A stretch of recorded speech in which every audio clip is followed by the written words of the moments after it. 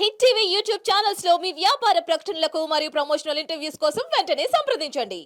మా చదువు సంగతి పక్కన పెడదాము. కాకపోతే నేను అడిగింది మీరు సరిగ్గా అంటే మీరు ఒకటి కంప్లీట్ చేయాలి. ఇప్పుడు బొట్టు పుస్తలు అది చెప్తాను దాని గురించి మీకు.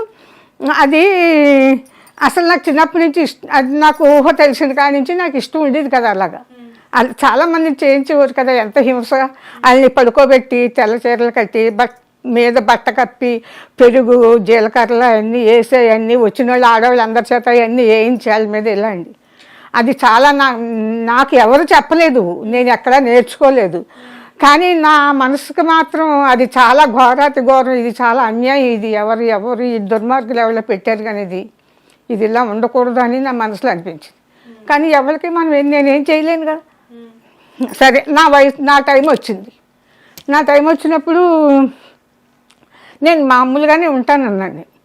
ఇవి తీసేటాలు తెల్ల చీర కట్టుకో, బొట్టు తీసే, గాజులు తీసే, సూత్రాలు తీసే, అలా ఎలాగని చెప్పి నేను ఏమీ తీయను. నేను ఎలాగ ఉన్నానో అలాగే ఉంటాను. నా భర్త ఉన్నప్పుడు నేను ఎలాగ ఉన్నానో ఇప్పుడు కూడా అలాగే ఉంటాను. నేను నా భర్త పోయిన, నా ఇల్లు ఉంది, నా బిడ్డలు ఉన్నారు, నా నేను పెంచుకోవాలి కదా.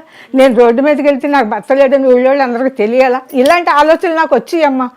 నాకు ఎవరో నేర్పలేదు, ఏం చేయలేదు. ఎన్ని సంవత్సరాల క్రితం తాతగారు కాలం చేశారు? 46. నాకు 45 సంవత్సరం అప్పటికి మీకు 45 సంవత్సరం. చిన్న వయసే. చిన్న వయసే. మా పిల్లలకి మాకు చిన్నప్పుడే పుట్టేశారు పిల్లలు. అంతకుముందు పెళ్ళి అయిపోయినాయి. కానీ మరి పనులు చేసుకోవాలి కదా. ఇప్పుడు భర్త లేడు, భర్త చేసుకునే పని కూడా చేసుకోవాలి కదా. భార్య చేసుకోవాలి కదా, తప్పదు కదా. మరి వెళ్ళటానికి బయటికి వెళ్ళాక మనకి ఎందుకు ఎవరికన్నా అలాంటి ఆలోచనలు వచ్చి అర్థమైందమ్మా, మనల్ని మనం కాపాడుకోవాలి బయటకు వెళ్ళినప్పుడు వేరే కళ్ళ నుంచి అని చెప్పి అలాంటి ఆలోచనలు నాకు వచ్చి కానీ ఎవరన్నా ఏమన్నా అంటారనేది మాత్రం నా మనసుకు అసలు ఇష్టమైంది. నాకు ఏది నచ్చితే చేయటం, ఇది మనకు అవసరం, ఇది మన గౌరవంగా బతకడానికి మనకు విధానం ఉండాలి. కానీ అంత సిగ్గుపడిపోవాల్సిన ఏంటి? తమ్ముడు చచ్చిపోతున్నాడు, అన్నయ్య చచ్చిపోతున్నాడు, తల్లి చచ్చిపోతుంది, తండ్రి చచ్చిపోతున్నాడు, వీళ్ళందరూ చచ్చిపోతే మనం ఏమైనా డ్రెస్సులు మార్చేసామా, మరి లేకపోతే ఏం చేసాము, ఎందుకు భర్త చచ్చిపోతే చేయాలి? ఇలాంటి ఆలోచనలన్నీ నాకు వచ్చాయమ్మా. అది నేను ఒక నిర్ణయం చేసుకున్నాను. ఎవరు కూడా మనకెందుకు, మన జీవన విధానం మనకి ఏది నచ్చితే అలా జీవిద్దాం. అందుకని నేను చెప్పాను, మీరు ఎవరు వచ్చినా ఎవరు రాకపోయినా నాకు ఏమీ పర్వాలేదు, నేను మాత్రం యథాతథంగా ఉంటాను. ఇది వరకు నా భర్త ఉన్నప్పుడు ఎలా ఉంటాను, ఇప్పుడు కూడా అలాగే ఉంటాను. మరి మిమ్మల్ని ఎవరు అంటే మీకెవరు చెప్పారని చెప్పాను కదా.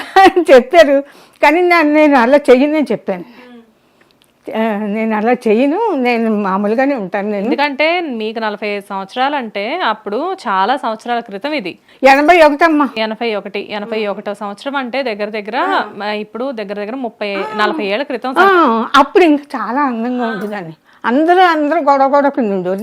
నాకు తెలియదు, నాకు ఏంటో కానీ అలాగా. అయినా సరే దానికి దీనికి సంబంధం ఏంటి, దానిదే అని చేత నేను చెప్పాను. నేను ఏం చేయను, ఎవరి ఇష్టం వాళ్ళు, మీకు ఇష్టం ఉంటే ఉండండి, లేకపోతే మీ ఇష్టం. మొత్తానికి మీరు ఆ రోజుల్లోనే అంటే అంత అప్డేటెడ్గా ఉన్నారు. 40 సంవత్సరాల క్రితమే ఇప్పట్లా ఆలోచించారు మీరు.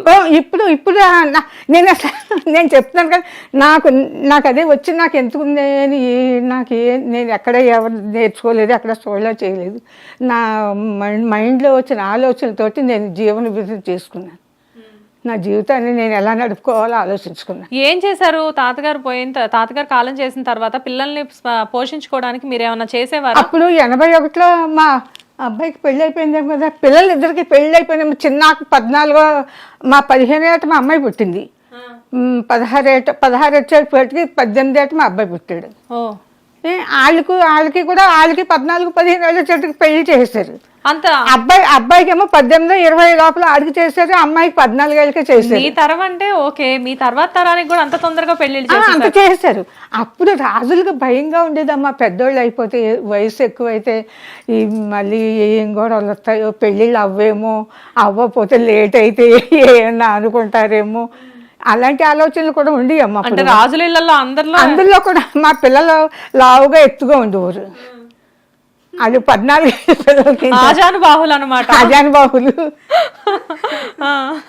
మీలానే మీ పిల్లలు కూడా చక్కగా అందంగా ఉండేవాళ్ళ? అందుకని అలా ఉండేవారు. ఎంతమంది పిల్లలమ్మా మీకు? 2, ఒక అబ్బాయి అమ్మాయి.